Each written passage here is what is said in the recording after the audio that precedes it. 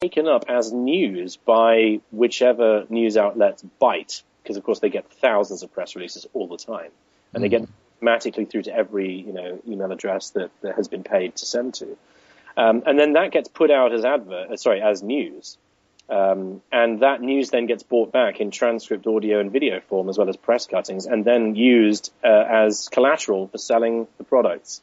So it's this wonderful loop of create a story, sell the story to the media, have the media sell the story to the public, and then sell the media back to the company, and they do pay for it, and handsomely as well, and then have that as the justified, look, your news has covered this, so you've seen it on TV, as seen on TV, and sales up. So we should take heart from this, though, because as awful as that is, and as self-referential as that is, it does prove something, and it does prove that informing people about something has an effect. And of course, this is what you do all the time, Adam. This is what I try and do as well. The reason we're even bothering to record this rather than just have this conversation, as pleasant as it is, of course, so that somebody may stumble across this one day and think, that's interesting. The idea that media is essentially a bought and paid for part of the PR industry, which we essentially should know by now, but some people don't. Most Fox Newers don't know this. And the idea that the companies actually profit off the media coverage and create the media coverage to begin with is something that's very interesting. It is an interesting subject, and it does prove that having a message and delivering that message, of course, does work, because you can influence people. People aren't massively set in their ways and utterly closed-minded. If they were, they would never buy anything new. I think Jack Fresco actually makes this point in one of his interviews on Larry King. The fact that we buy a new car every year means we are phenomenally radical.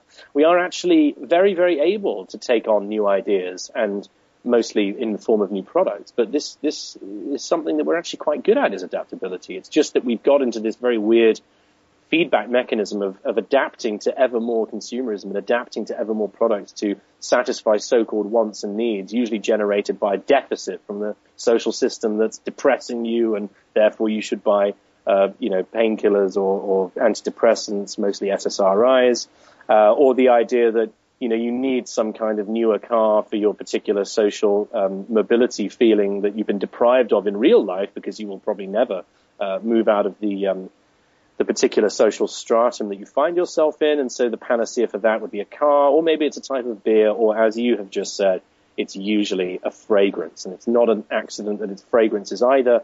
Fragrances are what we respond to. It's what other humans smell like. It's where a lot of the impulses of love and lust come from. A huge amount of, everyone talks about how wonderful babies smell. Well, they don't really smell great, but you are wired to think they smell great. And so you don't throw them away. So all this stuff does have a viable biological basis and is in fact true. In that sense, advertising is actually true because it portrays what we do desire, and we do desire freedom and independence and social acceptability. And it's just that those are then used and then clamored onto, to use a Germanism, stapled onto a particular product that has nothing to do with anything to do with freedom or liberty or democracy or self-happiness. Yeah, and because that's the thing. I mean, it takes that notion of as you said, being radical, and seemingly permanently assigning that to the idea of materialism. It's almost like they're saying it's perfectly fine for you to be radical as long as you're radical about the stuff that serves the system. Absolutely, and you could not have put that better, actually. And it reminds me of something. I was recently reading a book called World Changing, one word, by the organization of the same name, who are luckily back from the dead. They shut down for a while, but they're very well-meaning people based in San Francisco, and they cover choice unhappiness in their book. They basically cover everything. They cover everything that you could possibly do, from free cycle all the way through to off-the-grid energies and all the rest of it. But very early on in the book, and by no accident, they talk about the fact that increased choice, which of course is meant to play on your ideas of freedom and wealth actually as well, because you have all these choices to make. The more choices you have, the less happy you end up being, because with there being more choices, with you having to do more background reading and more time investment and more getting through the muck of the adverts, which people are slowly waking up to, you end up then probably feeling like you've made the wrong decision.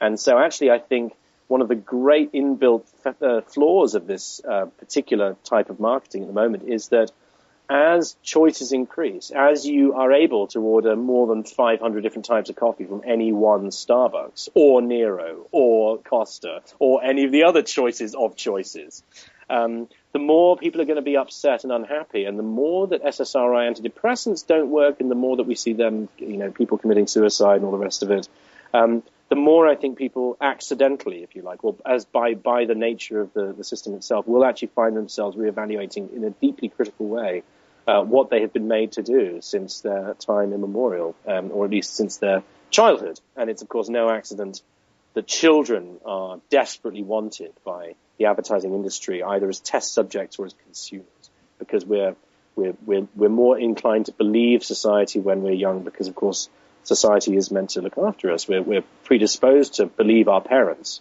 Otherwise, we might end up eating something blue, and that will end up killing us.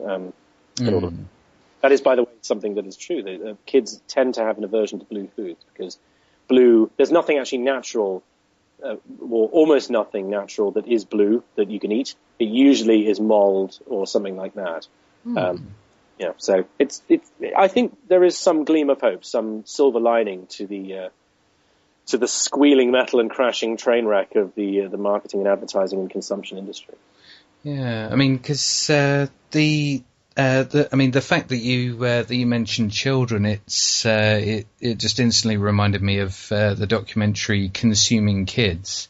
And if anyone listening to this has not seen that documentary, I would strongly recommend it, because it really did open my eyes to the fact that advertisers are so voraciously trying to get hold of children, because it's like with any mindset or acquired value, it can hold better and for longer the earlier it's set in. It's like what I spoke about on my I think it was on the Christmas special of my UK Collapse radio show, that the idea of believing in Santa is not a decision that is made for you. No child decides to start believing in Santa. It's the fact that they're taught that Santas existed before they even could express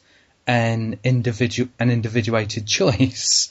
So, because they explain in this in the documentary Consuming Kids that when you indoctrinate a child into wanting a certain product, you get their consumer loyalty for life. Absolutely correct. And I was about to bring up that same documentary. So we are on the same page when it comes to that. It is very interesting. I try desperately to try and get my daughter to critically evaluate adverts and to make her understand that she's seeing something that is geared towards not necessarily a truth, but a product. And actually, so far, it seems to be all right, because she seems to ignore adverts and think they're annoying. But, of course, you will find them whistling a tune every now and again, and she's recognized McDonald's since she was 3.5. And much to my attempt to combat that, I think actually sometimes it only proves that they are, healthily evaluating the landscape. There's so much McDonald's everywhere, they'd be thick if they didn't see it. But you have to then... I showed her that very famous photo of the hugely overweight child at McDonald's just being fed by the parents. And I said, look, this is what happens. So just take that and think about it. And I'm not going to ban you from going there. You just need to have that information. And then, because if you end up banning them, then they end up over-consuming later on. At least that's what I think is going to be the case. Now, actually, just to change tack slightly, but to take the same inversion of items like liberty and truth and freedom and all the rest of it, I came across an article the other day you might be interested in. We have, of course, had various dealings with the Austrian economists, in some ways healthy, in some ways unhealthy. But I found an article on Alternet that talks about the roots of modern libertarianism. So not the roots of traditional libertarianism, which come from William Godwin and so was John Locke, who talked about landsteading, homesteading, and things like that. And their focus, of course, was a fairly decent one. It was the idea that personal liberty is the height of and end goal of any good system, which actually we agree with, by the way. It's just that we understand that personal well-being and the maximization of the human is produced by an entire environment of positively reinforcing factors, including health, including good architecture, including public safety, including healthy air to breathe, all of that stuff. And that we, of course, reinforce each other in very good ways as well. That actually is a form of individualism. It's just it includes the greater collective as well. That's not two different things. But modern libertarianism, which finds its way into the writings and the dealings of Ron Paul and a lot of the other, essentially megalomaniac politicians of the U.S., who all want to vie for the top job of precisely the opposite of anything to do with personal freedom, the President of the United States office.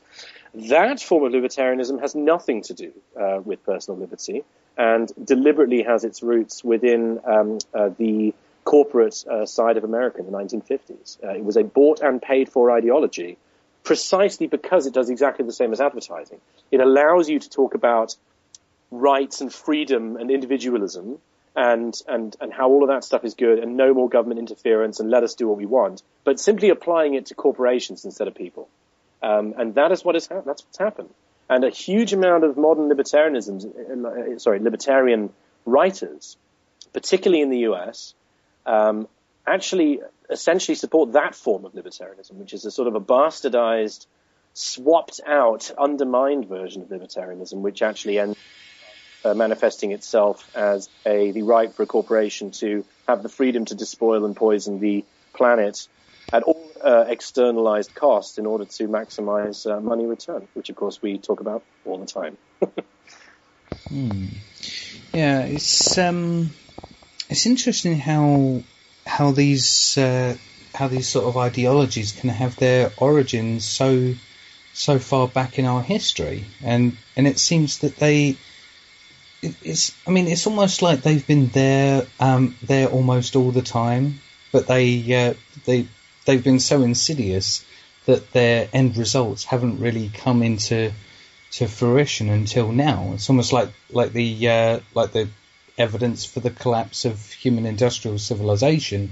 You look around and you think, oh no, well there's more of the shops on the high street that are closed. But that's about it. The system isn't collapsing. Look, everything's going. Everything's just as normal. There is actually a very interesting debate in the sort of the collapse community. I can't name the people who do it right now, but people who listen to KMO's Sea Realm podcast can find it. I think it's mentioned by Kevin Michael O'Connor, the host. In the opener to my latest interview with him, before he gets to my interview, where there's actually a debate at the moment with essays and essays being produced on both sides that catabolic collapse, which is essentially the breakdown of primary energies, the general rotting of the infrastructure and all that, is very hard to tell apart from Buckminster Fuller's idea of ephemeralization, doing more with less. And the idea that the high street closing down is being replaced by an actually even bigger and more effective online, ephemeralized, non-physical area in which to do shopping doesn't necessarily mean the collapse of industrial civilization, but might entail its more efficient workings. It's a very interesting debate. I don't know enough about it to really fall on either side. What I do know is that we very much are in a process of catabolic collapse at the moment because, of course, we are burning fuels that take many millions of years to reproduce. And if you take into account the recycling ability, the ability to replenish itself of the oil, as long as things like abiotic oil aren't actually the case, I think Fuller worked out that if we do take into account how long it takes to come back, then a gallon of oil would cost actually about $1 million because it's so phenomenally expensive on an actual environmental scale, to speak nothing of its negative effects. So that's an interesting thing for us to look into, perhaps, at some point. Is there a clash between the signs of catabolic collapse and the signs of Fuller's ephemeralization? Could be interesting. I'd say probably, if anything, then they're probably parallel trends that both, well, dare I say, complement each other, but probably have the same effects. But then again, that also calls into question whether those kind of things are natural eventualities of a system based on infinite growth, where we have also developed technology that to actually make our lives easier, and it is doing that because it's evolving exponentially. There's an interesting economist who I've yet to read enough of, called Joseph Schumpeter, who belongs to the historical economical school. And his great argument was that the energy of capitalism is creative destruction, is the idea that to replace and to better and to sort of create the sort of newer parts of any economy, a capitalist economy particularly, there has to be an actual destruction of the existing order. It can't just be sort of fixed and patched and updated. It's in fact destroyed by competition and almost physically destroyed as well. It's interesting. Again, I must admit my ignorance on it. But yeah, I would actually side with you. I think that it's a byproduct of a collapsing society is that humans adapt in their way to whatever becomes a relevant way of living. And of course, as oil becomes more expensive, people desperately try and drive less, or at least drive more efficiently, and drive more efficient vehicles. So I think one does complement the other, actually. Yeah, because in a sense we're all trying to follow the path of the least resistance, really. No, I agree, and that's what technology does. Of course, it's all that word means is applied knowledge, and of course we apply it in order to solve problems. And of course we can apply it in bad ways, like we can make autonomous robots that consume plant and wildlife in order to go and kill humans. Or we can use it to mend houses and update infrastructure and extend our lives. It's not self-evident that technology is a good thing. It is very much simply a tool which can be used in either direction. So that is very much the case, and we see that all the time.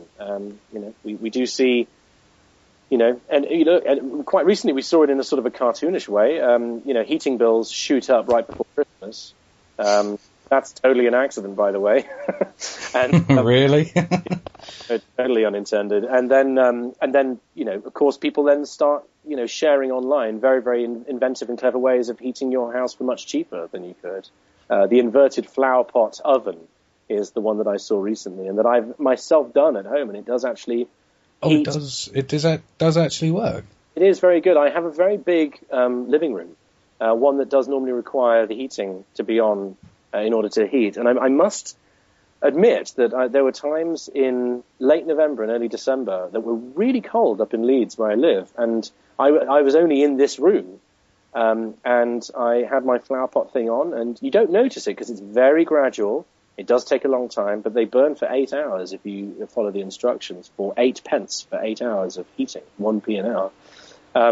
With just these 4 tea lights. But you'll notice, of course, as you go, you only notice it as you leave the room to go somewhere else, how bitingly cold it is outside. Oh, yeah.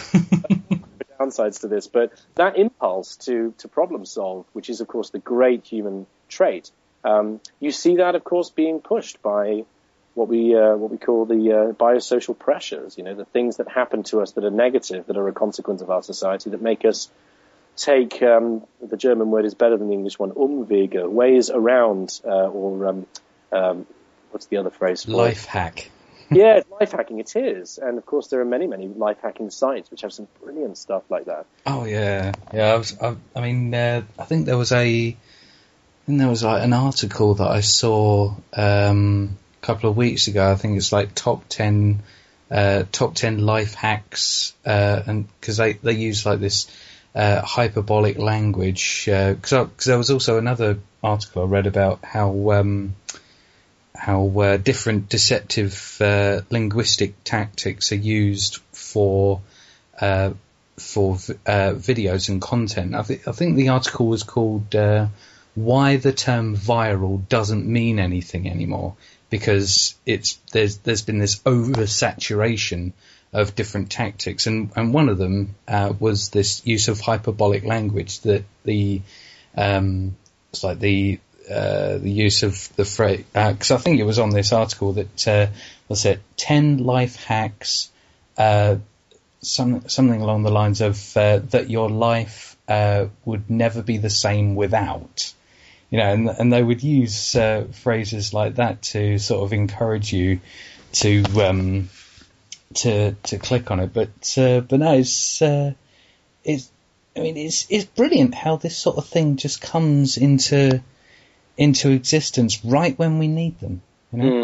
Absolutely. In fact, actually, you've just brought up a pet peeve of mine, which is Upworthy. When Upworthy first came out, and of course there's UpRocks and there's all kinds of other sharing sites that work exactly the same way. When it first arrived, I was actually very impressed with it. I thought, oh, this is quite good. Until you start seeing the way that they continuously write, and you've actually just outlined it. One of the tricks is hyperbolic language. The other one, which is far more annoying, is leading language. This person did something that was amazing, and then you want to know what it is and who that is. And so you click on the damn thing. There's a guy, I've forgotten his name. His name's Adam something or other, who is the perpetrator for this, and he writes in the most irritatingly mellifluous way. Like, at 2 minutes 33 of this video, I lose my shit. At 3 minutes. Oh, yeah. Fuck you. Do some different tricks, man. Like, it's just annoying. And it's going to stop working quite soon, I think, because people are going to get sick of being led. Actually, one of the original perpetrators of this, although I say perpetrator in a milder way because they did it really well and they didn't lead you in the same way, is the brilliant website cracked.com. Have you come across it? Oh, I love that website. That's like one of my... Whenever I see an article linked to... I generally, whenever I go to an article on cracked.com, it always leads me to reading about 6 or 7 more articles. I love that site. And the reason it's good is because they have real humorists write those articles, and they're crowdsourced as well. I don't know if you know this. You can sign up to be an editor of Cracked, and what they have, it's utterly free, and you don't be approved or anything, and you basically can construct an article. And the way that they did it, they said you can do any kind of article you want, but the ones that we find are really popular are the top 10 things of a thing. So the 6 greatest conspiracy theories brackets that turned out to be true. And of course gives you all the information you need. That's actually like, oh yes, no, I want to know about that. It's not like these 10 things will make you smile. Like, well, what is that? That's nothing. That's just a promise to make you wrong, And yeah, so it was quite remarkable. But no, Cracked really, when it launched in, I think it was 2005, it actually relaunched. I don't know if you know this. Cracked used to be a comedy magazine, a printed magazine back in it was almost 50 years old. It's a really old institution. Really? Yeah, and they relaunched online and in print. And in month 2, they cancelled their print. They said, we're not doing print anymore. We're just going to do online. And they then, together with Dig, which at the time worked really well, they became these 2 incredible ways of learning incredible stuff. And of course, these articles are very well sourced. They're sourced openly, so they really are like an essay. They're written by comic geniuses. So they're extremely funny, and they're very rereadable as well. I've gone back and read ones that I read years ago, again, just because I remember them being amazing. Yeah, me too. Yeah, and I've learned some fantastic stuff off them too. They're a real educational resource, whereas I think Upworthy is the sort of tear-jerker bullshit that really isn't very useful at all. And yeah, it's I don't know, it's all right. It's okay. It means well. I mean, they're all liberals in the American sense. I mean, if you only have to read, I've forgotten the name of the guy who is this Adam chap.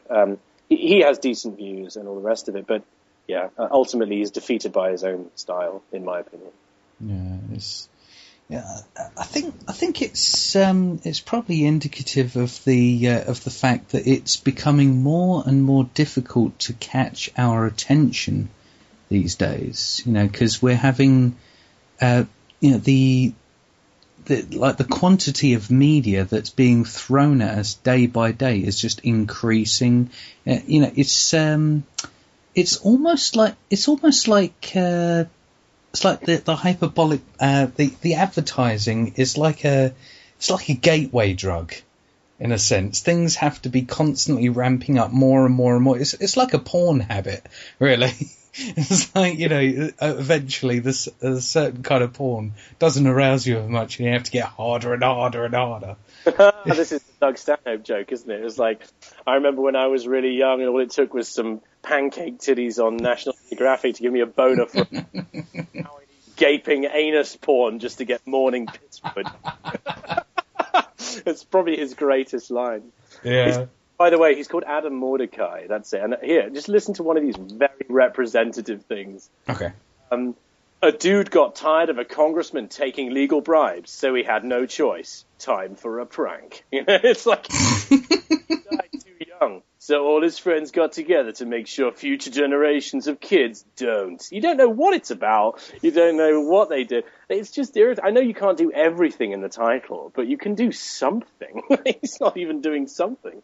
So I'm sure he's a very, very sweet guy. But yeah, and look, it obviously works because this gentleman has 86,000 likes on Facebook, and I believe I have about 700. So there we go.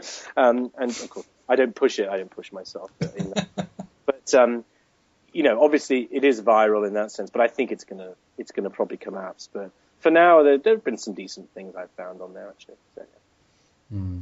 I mean, one of the things that also annoys me, when if you and you sat down one day and you're scrolling down your news feed, and you see an article and it gives a little blurb underneath the thumbnail, but it's those articles that start telling something, but when it gets to the crucial part of some information, that's the end of the text. So in order to find out, you have to click on it.